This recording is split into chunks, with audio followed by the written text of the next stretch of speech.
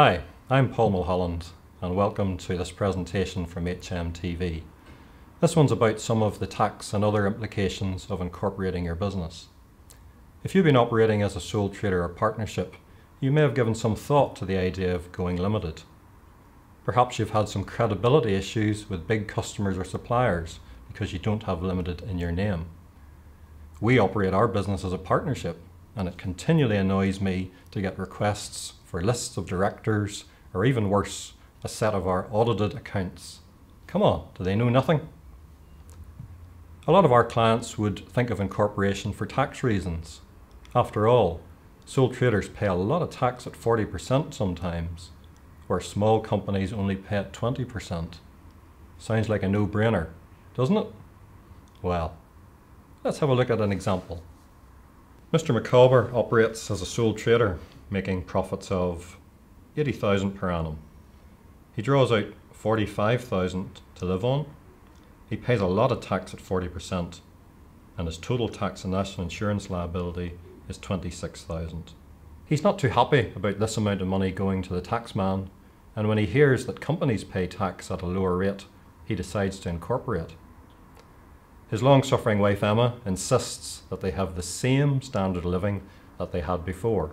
So he arranges for a salary of $45,000 net to be paid to him. He's horrified to discover that with the amount of tax and national insurance the company must deduct from his salary, it needs to be a gross of $66,000 to leave him with that net $45,000. Even worse, the company has to pay employers national insurance on the salary of over £8,000.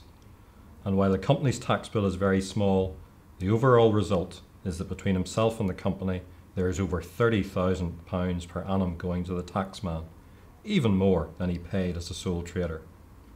In Mr. McCauber's words, result, misery. So much for incorporating to save tax. So is there anything we can do to improve Mr. McCauber's situation? Well, the secret is in how he draws his money out of the company. As the sole shareholder of the company, he can arrange for dividends to be paid to himself instead of salary. Dividends are taxed quite differently from salary, and most importantly, they don't attract national insurance. So let's have a look at the example again, substituting salary for dividends. If he takes a small salary of $7,000 and dividends of $40,000, his personal tax liability drops to $2,000, leaving him with the $45,000 to live on as before. The company pays tax of $15,000, so overall $17,000 goes to HMRC, a lot less than the $26,000 he was paying as a sole trader. To quote McCauber again, result, happiness.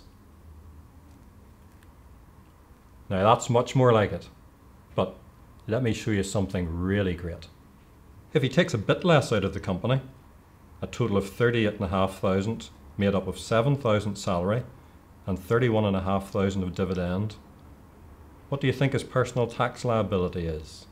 Well, on the way dividends are taxed, whenever he does his tax return at the end of the year, his liability will be a big fat gypsy wedding, zero, nil, nothing. $38,500 taken out of the company and not a penny of tax to pay. How cool is that? And there's another little tax benefit potentially of incorporating. In the right circumstances, if you have a successful business, you can sell the goodwill of the business to the company. Extract the money out of the company and only pay a very small amount of tax on the transaction. But that's for another presentation. Of course, tax isn't the only implications of incorporating. There are many others.